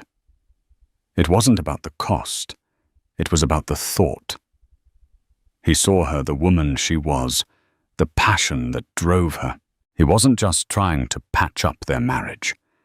He was trying to restore her soul. She looked from the portfolio to his face and saw a man desperately trying to rebuild a world he had helped demolish. "Thank you, Adrian," she whispered, the first truly warm words she had offered him. The real thaw came that weekend. They were in the living room, a fragile truce holding them in separate orbits. She was on the sofa sketching ideas for the gallery, and he was across the room pretending to read a financial journal. Suddenly the baby gave a kick so powerful it made her gasp. "Wow," she breathed. "He's going to be a soccer player." Adrian's head snapped up, his eyes wide, with a desperate, hopeful longing. For months he had been terrified of this life inside her. Now it was the only thing that felt real and good. Isabella watched his face, saw the raw hunger for connection there. The resentment she harbored warred with a deeper, more primal instinct to share this miracle. She took a breath. Would you like to feel?" He was across the room in an instant, his movements clumsy with eagerness. He knelt before her, his body trembling slightly. He hesitated for a fraction of a second, the phantom fear of Genevieve's lie still echoing in his muscle memory. Then he slowly, reverently placed his palm on her stomach. The space was electric. For a moment, there was nothing. Then a distinct, powerful thump pressed against his hand from within. It was his undoing. A choked sob escaped his lips, the sheer, undeniable fact of his child, alive and strong, crashed against the wall of his guilt and shame. And the wall broke. He rested his forehead against her, and the tears he had held back for months finally came hot and silent. He wasn't just crying for his foolishness. He was crying with overwhelming gratitude for this second chance, for the life he had almost forsaken. Isabella felt his tears soak through her dress. Her own eyes filled. Without thinking, her hand went to his head, her fingers weaving into his hair, holding him. It wasn't a calculated act of forgiveness. It was an impulse of pure empathy.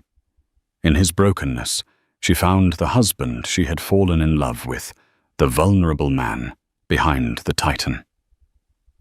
That night they talked, for hours. He confessed the immense pressure of his upbringing, the constant weight of the sterling legacy, his mother's belief that emotion was a liability. She told him of her own fears of feeling like a beautiful object he had acquired, of losing her voice in the echo chamber of their wealth. It was a raw, painful, and utterly necessary conversation. They laid their broken pieces out on the table and together began to see how they might fit back together.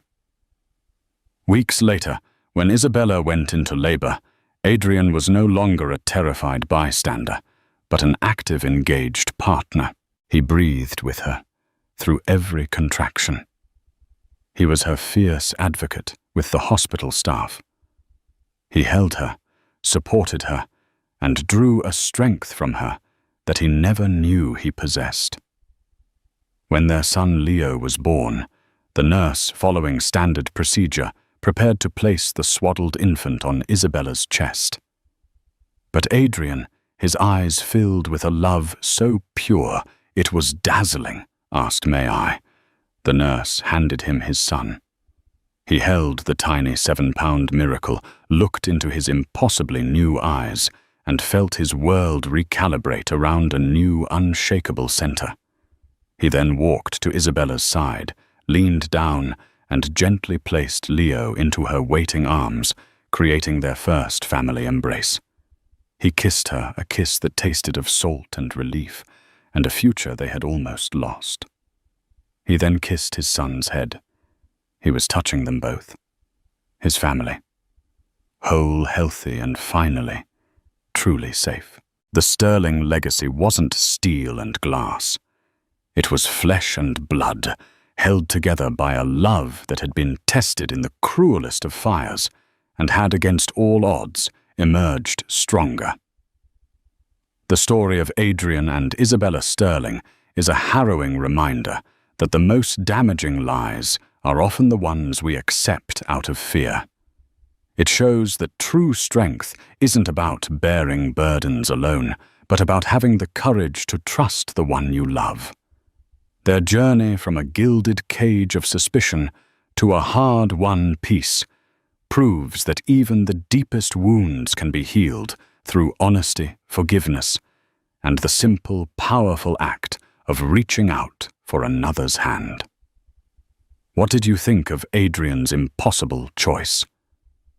Was his mother's manipulation the ultimate betrayal, or was Genevieve's revenge more sinister? Let us know your thoughts in the comments below. We read every single one, and if you were moved by this story of love, lies and redemption, please give this video a thumbs up, share it with someone who loves a good story, and don't forget to subscribe to our channel for more content that will leave you thinking. Thank you for listening.